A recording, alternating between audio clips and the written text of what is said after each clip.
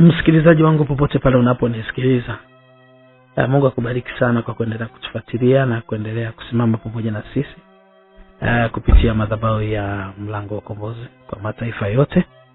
Prophet Tadea anaongea hapa. Naomba nichukue nafasi hii kabisa tumshukuru Roho Mtakatifu. Baba, tunakushukuru kwa sababu ya neema, kwa sababu ya baraka, kwa sababu ya utukufu wako. Asante tena kwa sababu kila siku unatuongezea maarifa, umetupa neema, tumeona fadhili zako nyingi. Asante kwa ajili ya msikilizaji ambaye anatusikiliza sasa majira haya. Asante kwa ajili ya nguvu zako na utukufu wako na utenda. Pokea sifa Jehova El Shaddai. Pokea sifa Mfalme wa falme. Pokea sifa Bwana mabwana, katika jina la Yesu Kristo mwana wa Mungu aliye hai. Amen. Mungu akubariki sana kwa kuendelea kutufuatilia na kuendelea kunifuatilia moja kwa moja. Mungu akubariki kwa ajili ya kazi kubwa ambayo unaendelea kufanya, kwa ajili ya kiu ya Roho Mtakatifu ambayo inaendelea kujaa ndani yako, ule utukufu ambao Mungu anaendelea kuachilia kwa ajili ya utukufu wake. Kwa ajili yako umeendelea kupokea nguvu kupitia maombi ambayo tunaendesha moja kwa moja. Mungu akubariki sana. Leo nina mada kubwa sana ya kwa nini makosa unayofanya wakati wa maombi, makosa makubwa ambayo tunayafanya wakati wa maombi.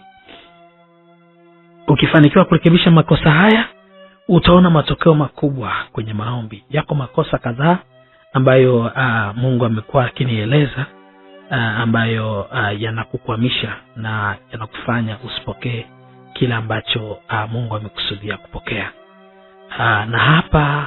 Na hapa natamani niyataje, alafu baadaye tuende kwenye kuomba. Kati ya kosa la kwanza ambayo tunalifanya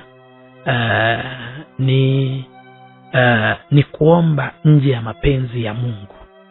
Nje ya mapenzi ya Mungu. Watu wengi sana wanafanya makosa kwa kuomba bila kuomba mapenzi ya Mungu, nje ya mapenzi.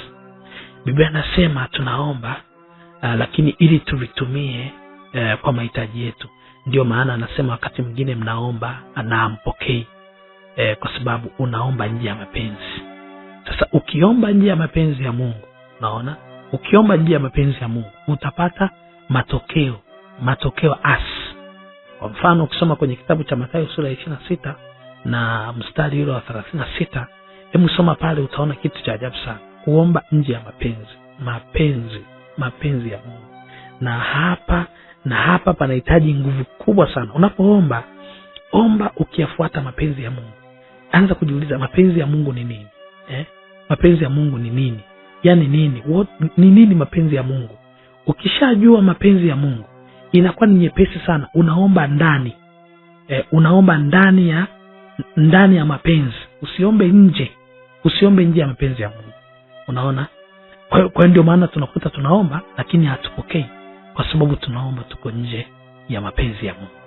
Kwa hiyo ni muhimu sana kuomba ndani ya mapenzi ya Mungu, the will of God. Yaani Mungu amekusudia nini? Yaani kile unachokifanya, je, kina mapenzi ya Mungu ndani yake? Kama unaomba kwa mfano, unamwambia Mungu naomba unipe mtoto, lakini huyo mtoto unataka akupe, je, mapenzi ya Mungu ni nini? Mtoto huyo amtumikie Kristo. Ukishasema tu naomba kwa ajili ya mtoto huyu amtumikie Kristo, utaona cha ajabu, Mungu atakupa hitaji lako kwa haraka sana. Unaomba Mungu akupe fedha, lakini ndani yake kuna mapenzi ya Mungu? Au unataka upate kwa faida yako mwenyewe? Ukisema Mungu naomba unipe kazi, je, hiyo kazi ina mapenzi ya Mungu ndani? Kwa hiyo Mungu akigundua kazi ambayo unaiomba ndani yake na mapenzi ya Mungu, obvious unaomba maombi ambayo unawaambia Mungu, naomba unipe jambo hili kwa sababu natamani kupitia kazi hii nikutumikie wewe, nitoe fungu la 10. Utashangaa Mungu anafanya kwa haraka sana. Utafanya kwa haraka sana. Mimi na ushuhuda mkubwa sana. Mimi ni miongoni mwa watu ambao niliweza kufanya mtihani wa form 6 hata kuingia darasani na kwenda chuo kikuu. Wakati nimeajiriwa, niko kazini, by then nimeajiriwa, niko kazini kama mwalimu wa shule ya msingi. Nilitamani sana kwenda chuo kikuu na mimi nitoke hapo. Lakini niliposikia ndani, nikasikia Mungu, natamani kwenda chuo kikuu hivi na mimi nisome niwe mtu fulani kwenye nchi hii. Natamani kwenda chuo kikuu. nilisikia Mungu ananiambia, je, maombi hayo na mapenzi ya Mungu ndani yake? Nilipomwambia Mungu, kupitia elimu yangu nataka nikutumikie, nilikiwa kijijini nafundisha, nilisikia sana msukumo kwamba nenda ukalipie mtihani. Nikaenda kulipia mtihani, nikamwomba mtu akanitumia madaftari, nikaanza kusoma mwenyewe bila kufundishwa.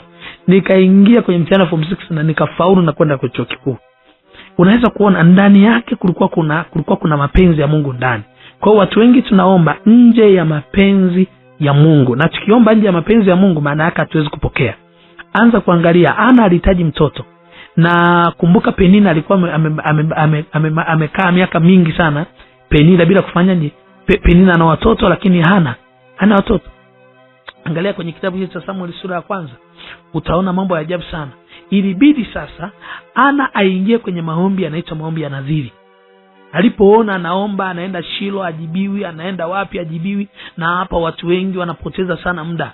Umeshahangaika sana kwenda kwenye maombi, umeshahangaika sana kuombewa, umeshatabiriwa sana, lakini kila ambacho nakiomba kiko nje ya mapenzi ya Mungu. Ana alipogundua kabisa kwamba nikiomba Mungu, nikasema mtoto huyu nikimpa atawekwa kwenye madhabahu yako na atakutumikia, Mungu alifanya haraka akampa Samueli, na Samueli akampeleka kwenye madhabahu akatumika kama mtumishi wa Mungu. Kwa hiyo alikuwa naomba ndani ya mapenzi kwamba nikimpata mtoto nitamtoa kutumikie. Sasa watu wengi tunataka vitu, lakini tunataka vitu kwa mahitaji yetu. Maana yake Mungu hawezi kufanya. Unaona, hawezi kufanya. Epuka hilo kosa. Chochote unachokiomba, haleluya, lazima kuwe na mapenzi ya Mungu ndani. Mapenzi ya Mungu yatangulie, alafu wewe uje baadaye. Mungu akubariki sana kwa kusikia kitu hicho cha kwanza. Kitu cha pili ni kuomba ukiwa na dhambi moyoni. Biblia inasema kwenye kile kitabu cha Isaya sura ya 1 mstari wa 12-18. Isaya sura ya 1 12-18. Soma vizuri utaona. Anasema dhambi zenu, umeona, zimenifanya nisisikie. Umeona? Yaani inafanya Mungu asisikie. Anasema sio kama mimi sisikii. Soma vizuri Isaya 59 kuanzia mstari wa 1 na wa 2. Anasema sio kama mimi sisikii, mimi nasikia, lakini dhambi zenu zimenifanya nisisikie. Umeelewa? Kwa hiyo unaweza kukuta una dhambi ambayo inafanya Mungu asifanyeje? Asisikie. Kama inamfanya Mungu asisikie, obvious utapata matokeo asi. Kwa sababu utakuta unaomba ukiwa peke yako na Mungu hajasikia. Sasa kama unaomba kile Mungu hajasikia, ni nini utapata matokeo? Huwezi kupata matokeo kama unaomba wakati maombi unayoomba Mungu hajasikia. Umeona? Anasema hawezi kusikia. Hawezi kusikia kabisa. Kwa hiyo ifike mahali kabla hujafanya maombi, anza kusikia. Anza kufanya toba ya ndani, ya kutoka ndani, sio agelesha. Fanya toba ya kutoka ndani. Kama unaweza kuwa na maombi ya siku zako 3, siku ya kwanza unafanya maombi ya toba tu. Na watu wanafanya makosa mengi. Unaanza tu leo, ndio leo ishamwambia Bwana Yesu, nahitaji unipe mtoto, ndio leo nahitaji unipe nyumba, ndio hapana. Unaona? Hapana, anza toba. Tumia siku hata 2 hata 3 unafanya toba tu.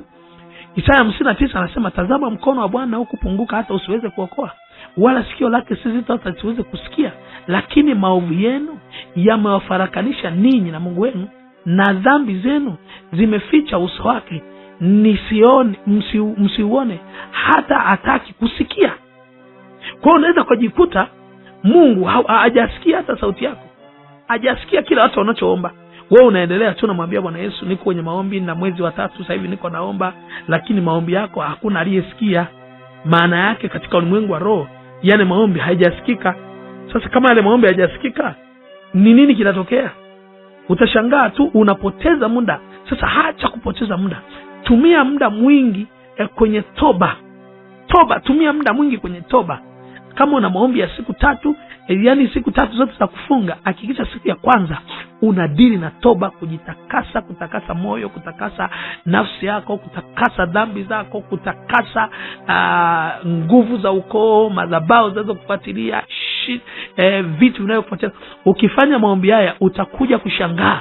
Unakuja siku ya 3 ya mwisho ndio unakuja kumalizia, tayari Mungu ameshajibu, kwa sababu Mungu amesikia.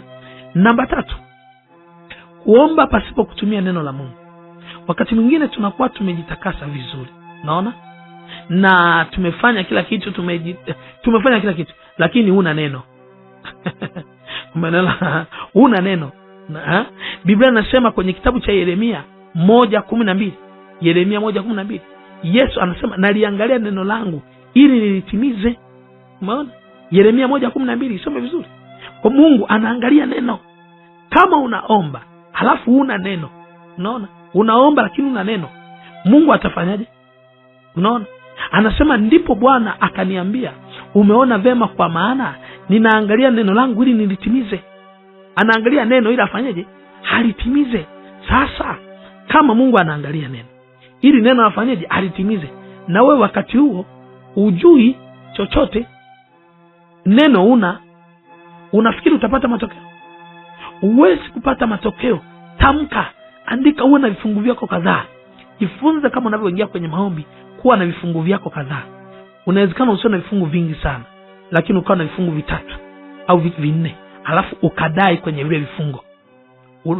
Unahitaji kuolewa, unahitaji tafuta vile vifungo. Si vema mwanamke au mwanaume awe peke yake, anza kumdai Mungu pale.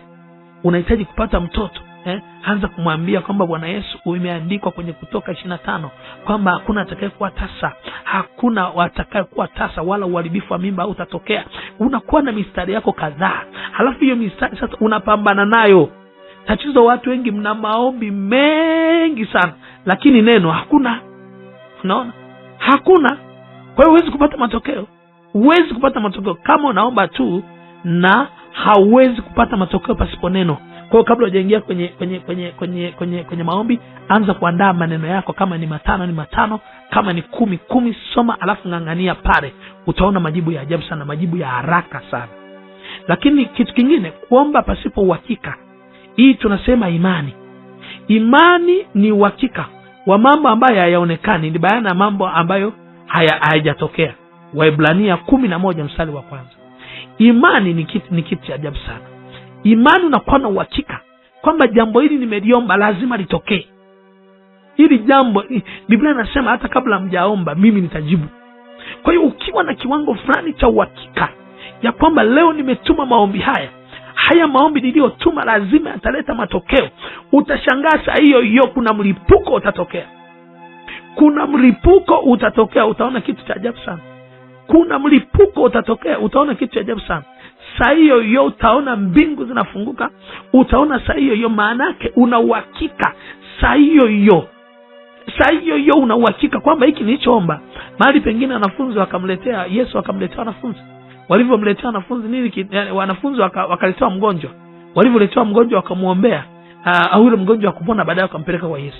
Baada ya kumpeleka kwa Yesu, Biblia inasema kitu cha ajabu sana, kwamba Yesu akamwambia, kwa nini mmemwombea na hajapona? Akasema, kwa kadiri ya imani yenu. Imani yenu ikiwa haina matokeo, huwezi kupata matokeo. Lazima kiwango cha uhakika, uwe na uhakika kwamba nikimaliza sasa hivi huyu mgonjwa tayari amepona. Nikimaliza sasa hivi tayari nimepokea muujiza. Nikimaliza sasa hivi lazima kuna kitu kimetokea. Lazima uwe na uhakika. Kama una uhakika, huwezi kupata matokeo. Wala wote ambao hawakupata matokeo hawakuwa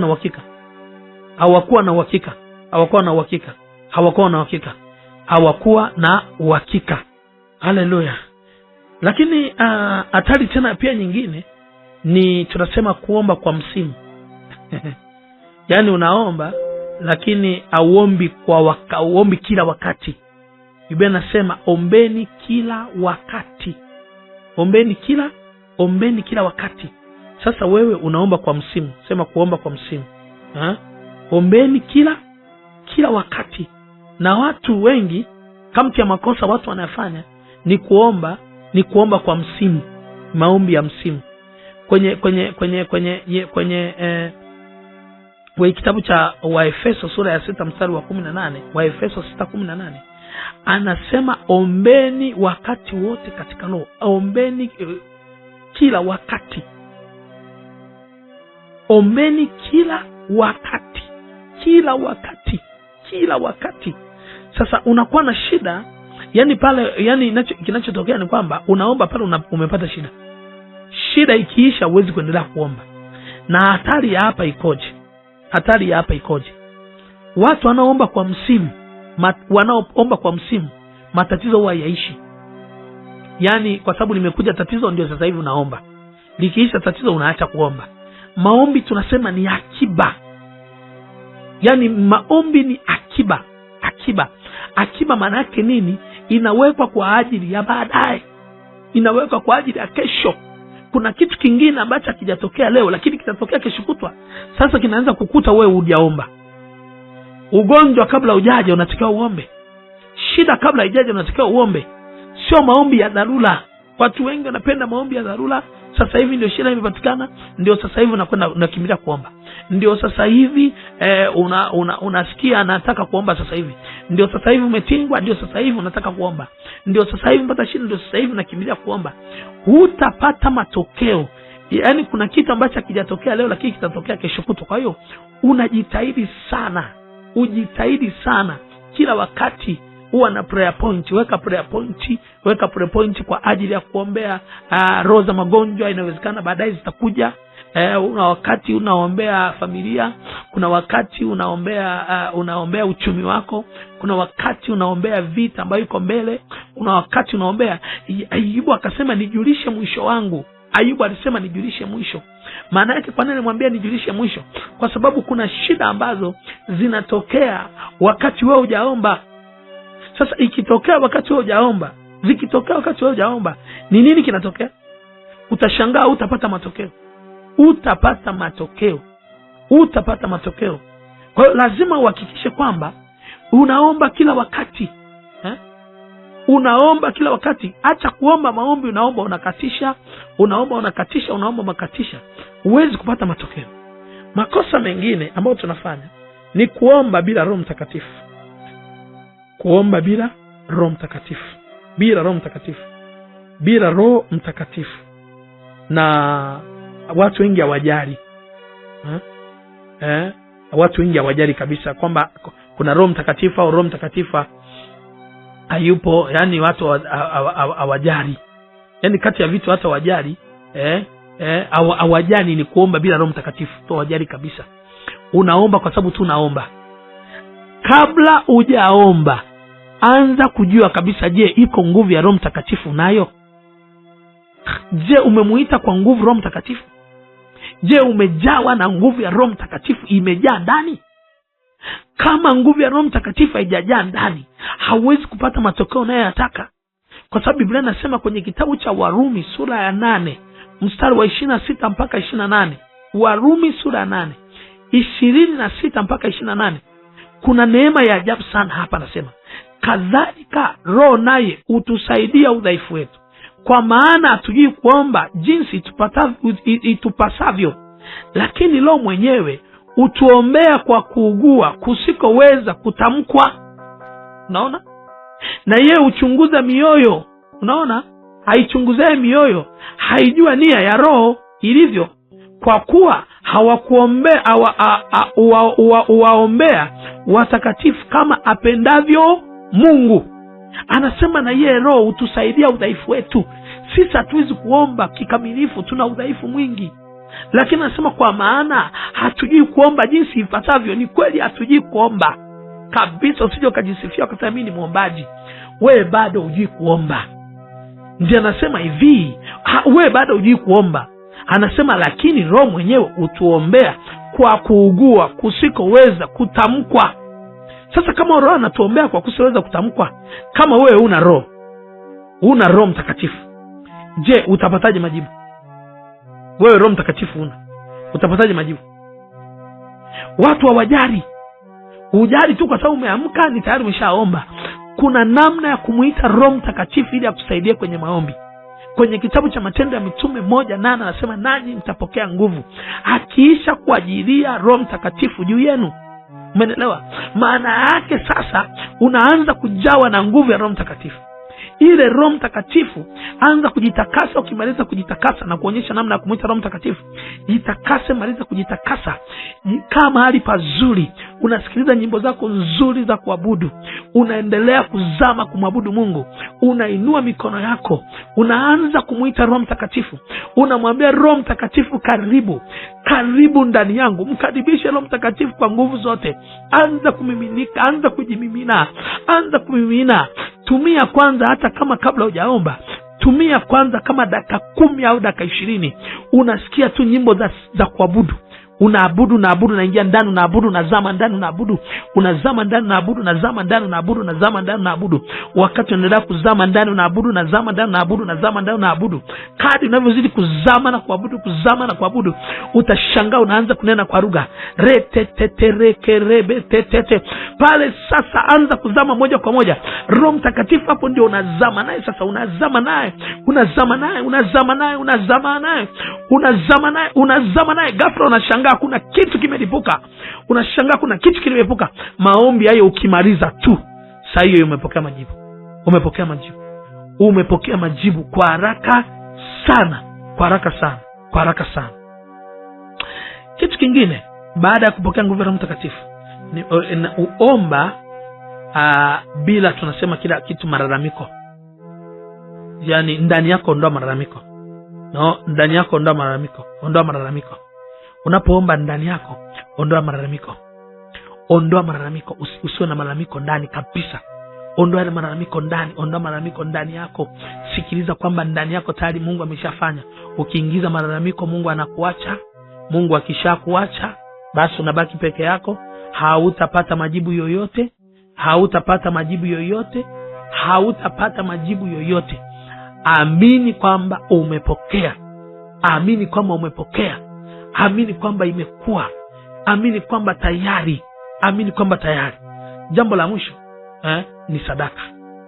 Na hapa ndipo watu wengi sana wanakwama. Sadaka. Yako mambo mengi sana tu, lakini leo nataka nizungumze machache. Sadaka. Na hapa watu wengi wanakwama. Maombi na sadaka. Maombi na sadaka. Jifunze pale kwa Kornelio. Ukisoma kwenye Kornelio, anamwambia Kornelio, anasema maombi yako na sadaka yako na sadaka zako zimefika juu mbinguni. Soma kitabu cha Matendo ya Mitume sura ya 10. Matendo ya Mitume sura ya 10. Mstari wa 31 anasema, akasema Kornelio, maombi yako yamesikiwa na sadaka yako, unaona, kwa maskini imekumbukwa mbele za Mungu. Umeona? Maombi na sadaka. Na watu hapo wanakosea sana. Wanakosea sana. Unafanya maombi afu unamaliza hujatoa sadaka. Maombi ni manukato mbele za Mungu. Sadaka imebeba sasa udhihirisho. Ni kama muhuri. Ni kama unagonga muhuri ile maombi yako. Mungu anamwambia Kornelio, maombi yako na sadaka yako zimekumbukwa mbele za Mungu. Kama una maombi na sadaka, utakuwa unafanya makosa mengi. Utakuwa unaomba maombi yasiyokuwa na matokeo. Yaani kadiri unavyomaliza kuomba, ukiomba kwa Roho Mtakatifu, ndani yako utasikia sasa hivi toa sadaka hii. Ndani yako utasikia Mungu anakusukuma toa sadaka fulani. Unasikia ndani yako baada ya kumaliza maombi toa sadaka fulani. Utasikia ndani yako toa sadaka fulani. Utasikia ndani yako toa sadaka fulani. Utasikia ndani yako toa sadaka fulani. Usiombe tu. Usiombe tu. Usiombe tu. Usiombe tu. Usiombe tu. Na ukamaliza. Unaona? Ukaomba tu ukamaliza, halafu ukaondoka ukasema tayari nimeshamaliza maombi. Huwezi kupata matokeo. Huwezi kupata matokeo. Utakuwa unaomba sana lakini hautapata matokeo. Utaomba sana lakini matokeo hutayapata. Utashangaa mimi kwa nini naomba lakini sipati matokeo. Kiwango cha sadaka pia kitaamua matokeo. Unaona? Kiwango cha sadaka kitaamua matokeo. Kiwango cha sadaka. Usitoe sadaka kwa sababu unataka kutoa sadaka. Msikize Roho Mtakatifu. Fanya sadaka nzuri, kubwa mbele za Mungu. Sadaka nzuri, utashangaa unapata matokeo ya haraka kabisa. Na utashangaa Mungu. Utashukuru sana kwamba Mungu, nakushukuru sana, nilikuwa naomba bila sadaka. Usiombe bila sadaka. Omba, jiunganishe na sadaka. Connect yourself. Jiunganishe na sadaka, utaona matokeo makubwa. Lakini nimalizie kwa kusema hatuwezi kupata matokeo bila kufunga na kuomba. Kwenye Mathayo 17:21 anasema, lakini namna hii haitoki ila kwa kusali na kufunga. Hapo watu wengi kuna machangamoto mazito. Watu wengi wanapenda kula, hawataki kufunga. Kama huwezi kufunga, huwezi kupata matokeo. Fanya mambo yote, kufunga na kuomba. Kwa namna hii haitoki. Hilo tatizo wakati mwingine halitatoka, litasubiri mpaka ufunge, uombe, utoe sadaka, si Roho Mtakatifu. Utashangaa utapata matokeo ya ajabu sana ambayo Mungu anaachilia ndani yako. Saa hii natamani nikuombee. Somo hili linaendelea, nitaendelea kadri Mungu atakavyokuwa ananipa neema, niendelee kufundisha vitu vikubwa sana. Naomba popote unaponifuatilia, inua mikono yako, sema, Roho Mtakatifu, niko mbele zako. Ninaomba toba. Naomba unisamehe, naomba unitakase. Wakati mwingine nimeomba bila kufuata utaratibu kwa mapenzi yangu, bila kufuata kutembea kwenye kusudi lako. Leo nimesikia sauti yako, naomba unisamehe. Nipe mwanzo mpya wa kusimama kwa ajili ya maombi. Mungu liye hai, nifungue ili nisimame katika nafasi yangu ya kuomba, katika jina la Yesu Kristo, maana Mungu liye hai. Roho Mtakatifu liye mwema, dhihirisha nguvu zako na utukufu wako. Achilia nguvu ndani yangu. Anza kuomba, tamka. Omba nguvu ya Roho Mtakatifu. Ile nguvu ya Roho Mtakatifu iendelee kukufungua, iendelee kufunua mambo makuu, iendelee kufunua vitu ambavyo vimeshindikana katika ulimwengu wa roho. Mungu aendelee kutenda katika jina la Yesu Kristo. Nami ninakuombea katika jina la Yesu Kristo, katika jina la Yesu Kristo. Wacha neema ya Mungu ije juu yako. Wacha ishara zianze kutembea, maajabu yaanze kutokea katika jina la Yesu Kristo. Naomba Yesu Kristo asimame na wewe, akusaidie usiku na mchana, akupiganie usiku na mchana, akushindie. Project zako zifungue, neema ifunguke, baraka zifunguke. Pokea katika jina la Yesu Kristo, maana Mungu aliye hai. Mtu mmoja aseme amina. Mungu akubariki sana. Anaongea naye Prophet Tadeo. Unapoendelea kusikiliza maarifa ya kimungu, endelea kusubscribe channel yetu, usubscribe channel hii, lakini pia share idea hizi na ufunuo mkubwa wa Roho Mtakatifu.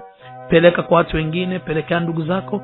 Utaona wanapata matokeo makubwa kwenye maombi, na mkono wa Yesu Kristo utakuja kuwasaidia, na utaona wanakushukuru, wanasema, Baba tunakushukuru, au Mama tunakushukuru, au dada tunakushukuru. Sasa tumeona fadhili za Mungu na mkono wa Mungu umekuwa dhabiti kwako. Mungu akubariki sana. Tunaendelea na somo hili kadri Mungu atakavyotuwezesha.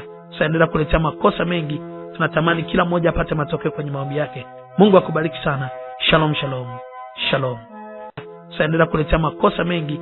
Tunatamani kila mmoja apate matokeo kwenye maombi yake. Mungu akubariki sana.